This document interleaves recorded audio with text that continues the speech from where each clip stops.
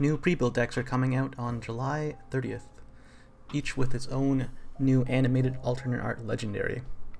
Each deck includes cards from Standard to Tempest of the Gods, so it doesn't include any cards from Wonderland Dreams or any expansions after that.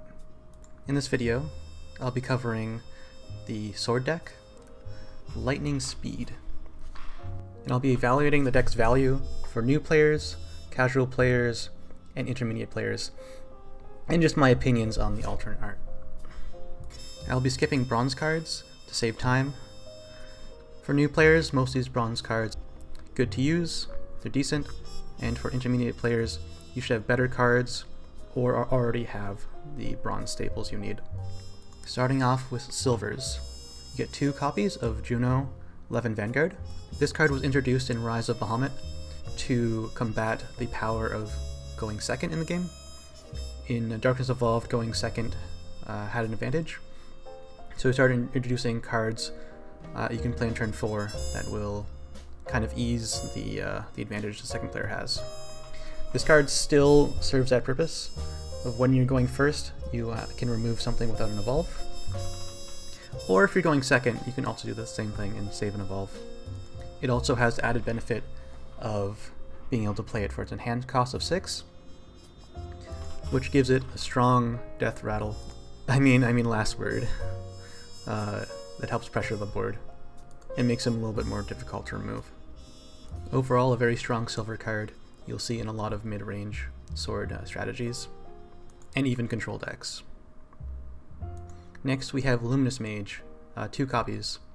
This card is one of the best silvers in Swordcraft, if not the best silver that they have. You'll see at least 2 copies of this card in every sword deck except for Neutral Sword, making it a key card to pick up with this deck.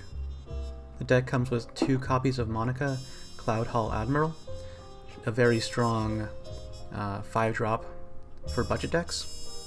The 5-drop slot for Sword is very crowded. There's a lot of strong options. Monica is one of them, but she's not the best. So if you're not looking to craft 5-drop legendaries or gold cards, she's definitely worth playing. Next we have 2 copies of Cyclone Blade, one of Sword's only ways to clear the board with AoE. Kind of an awkward AoE, since it also has potential of removing your own things, so you don't see this card that often, but it's still playable in mainly Control Sword. Sometimes you'll see 1 or 2 copies in a mid-range deck, but that's on a rare occasion. And 2 copies of Shrouded Assassin. I haven't seen this card play in competitive yet, but I've seen it played in Take-Two, and it actually does pretty well there. So I can see it being decent in a budget deck. And lastly, 3 copies of Jolly Rogers. I recommend anyone who's building this deck, or buying this deck, to just cut these from the deck if you want to play with the deck right away. Just replace them with almost anything. I'm sad that they included 3 copies of this card and not 3 copies of Luminous Mage, because that would make the deck a little bit more valuable for new players. Moving on to the golds. So most gold cards for Sword are notoriously bad before Wonderland Dreams. A lot of them are terrible amulets, or commanders with weak abilities that you don't want to use. The first Sword pre-built deck already has Alita's and Front Guard General, so these aren't included in this deck. So you'll see a kind of mediocre lineup for gold cards. Starting with Captain Lycia. This card's ability is relatively underwhelming, and there are much better options in the 3-drop slot for Sword. Next we have Emilia, Silver Paladin.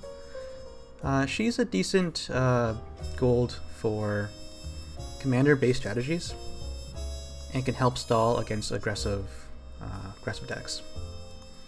Next we have Support Cannon.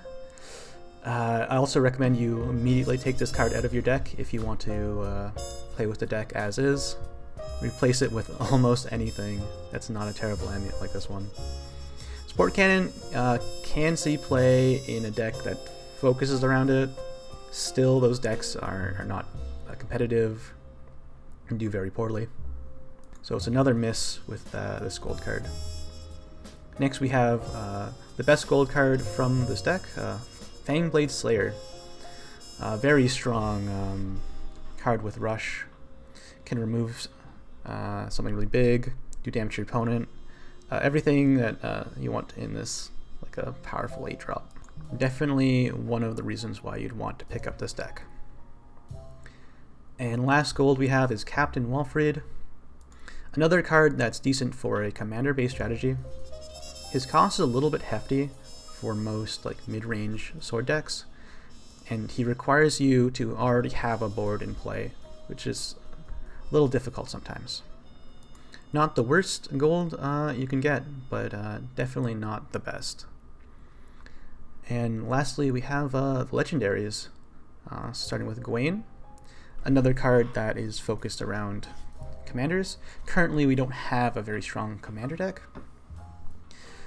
Maybe in the future, commander will get more synergy, stronger cards, and Gawain will see more play. But for now, he just sees some fringe plays in some like maybe mid-tier, low-tier commander decks. And the key card of the whole pre-built, Albert. I think this is one of my more favorite alternate arts. Definitely really cool. Albert is getting a new playable leader, so you can replace your Swordcraft leader with Albert. So you can have many Alberts, have those alternate art Alberts, have the Albert leader, become Albert. Let's go Sky Knights. Albert is a staple in pretty much every sword deck there is. At least, like most decks will run 3 of him. His power level is what makes Sword at least like playable in the moment. He's Sword's best card. He's flexible because you can play him on turn 5 or you can play him on turn 9. Your opponent has to play around 10 damage to their face when you're at 9 play points and still have an evolve. And it's easy to have those evolve still because of Limitless Mage, giving you free evolves. So if you're thinking of picking up this deck, definitely do it for Albert, if nothing else. I think I'll grade this deck as a B. It's a little bit better than the Forest deck since you get a better alternate art legendary, and overall a very good silver card pool. This deck lacks in good gold options, mainly because Sword's gold cards before Wonderland Dreams are kind of bad, but still a decent deck for new players and casual players. Sword's also a class that's very new player friendly. It's very easy to play. For intermediate players who don't have Albert, I would recommend this deck because Albert is just that good of a staple for Sword. Tell me what you think about the deck in the comments. Tell me what you think about the grade I gave it. Would you give it a worse grade? Would you give it a better grade? What do you think about the alternate art Albert? Look forward for more pre-built deck reviews, and thanks for watching.